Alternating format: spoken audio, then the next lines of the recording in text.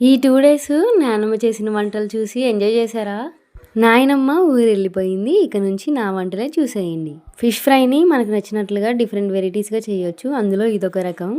ముందుగా మనము ఫిషెస్‌ని తీసుకొని అందులో ఉప్పు, పసుపు, ఆయిల్ రాసి ఒక గంట దాకా ఫ్రిడ్జ్‌లో పెట్టుకోవాలి. తర్వాతకి ఒక ప్యాన్ తీసుకొని అందులో ముక్క మునిగేంత వాటికి ఆయిల్ వేసేసుకొని చిన్న చిన్నగా ఫిష్ పీసెస్‌ని వేసుకోవాలి. అలా వేసుకున్న fish pieces one side cook అయ్యాక ఇంకో వైపు కూడా కుక్ చేసుకోవాలి.